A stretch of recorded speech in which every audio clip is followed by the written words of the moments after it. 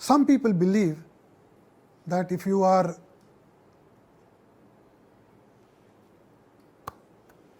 a moneyed person, you cannot be a spiritual person, and vice versa. If you are spiritual, you cannot be moneyed. Absolutely untrue. Absolutely untrue. I know thousands and thousands of people, I personally know, who are super rich. I mean, they are more rich than anybody else knows. They are fearful of income tax and other authorities. They are so rich. And they are highly spiritual. And they are so spiritual that only they know they are spiritual. Nobody else knows that they are spiritual.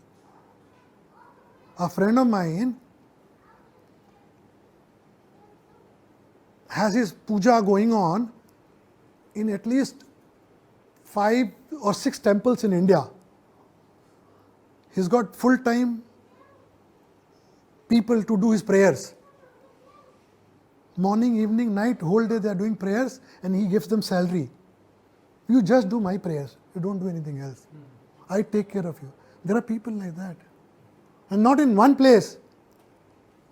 It's going on in Chennai, it's going on in Shani temple, it's going on in one place, and they pretend as if they do nothing. You be with them and he is talking, he is normal. But what kind of spiritualism he has, you cannot imagine. What kind of charities he is doing, you are not aware. He is rich, he is spiritual. So, there is a concept of enlightened billionaire. The height of materialism is that you become a billionaire. The height of spiritualism is that you become enlightened. Ideal thing is both. There were 2 beggars in a village, and one was lame and one was blind. Every day they would come out of the jungle and beg in the village and go back in the evening. One day the jungle was on fire. So the villagers said, these poor people will die tonight because the jungle is on fire. One is lame, one is blind. Lame cannot run away. He can see the fire coming. He can't run away. And the blind doesn't see the fire coming. He will also die. The next morning, the villagers see, again these beggars have come for begging. So they were pleasantly surprised that how did this happen? They asked them, did you survive? There was a massive fire in the night. He said, yes. The lame climbed on the shoulder of the blind. And as a result, both of them escaped the fire. Lame represents spiritualism. Blind represents materialism. And fire represents miseries of life.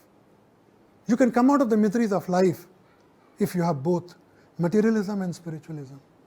You are only material. Imbalance. You can't fly high. A bird needs 2 wings. One materialism, one spiritualism. Then you can fly. Only material, only spiritual. You have no money. You can't even attend a course, a seminar. If you don't have money, nobody will. The most spiritual person on earth who's conducting a seminar, tell him, sir, I'm highly spiritual, let me attend your class. He'll throw you out of the window. He won't allow you. You need money.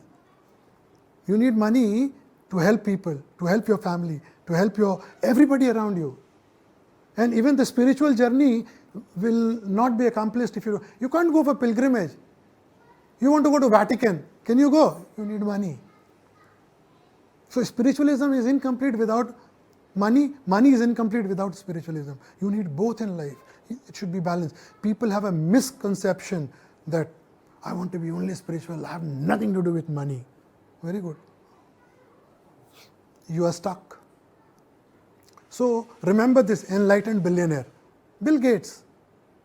There may be somebody in the future who will be richer than Bill Gates, but it will be very difficult for anybody in the future who will surpass him in charity. The kind of insane charities he is doing is unthinkable.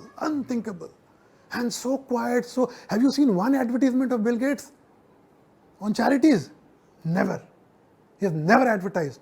And the kind of charities he is doing is phenomenal. He is adopting countries and projects in one country eradicate AIDS, in one country eradicate malaria, in one country. I mean, that is how he is doing. He's not spending in millions, billions. He's employing so many people for his charitable project. And so quietly he's doing it. Have you seen his picture? He's nowhere. I mean, nobody covers him. He's so quiet and he's fulfilling his life mission. You have to be like that. Warren Buffett, look at these people. They are not only moneyed, they are highly spiritual people. Highly spiritual. The richest man in India, Birla, he wrote a letter to his son. In 1932, that letter is on Google. You can read that letter. What does he write to his son? The richest man in India writes a letter to his son. And the letter is about money. That letter is worth reading. You should keep that letter with you and read that. He writes there that we brothers have earned this money not for us to do luxuries in life. This money is a public money, and this money is to be spent for the public good. This is what the richest man in India writes. This is on record. This is in the museum, this letter. So this is how these rich people think. We think they have become rich just by free, because his father was rich, that's why he inherited. No, no, no, no. You don't see their spiritualism, you don't see their karma, you don't see their charity, you don't see their sense of gratitude, you don't see the responsibility they have taken for society. That's why they are rich. If we also become like them, we'll be also rich. We have to become like them.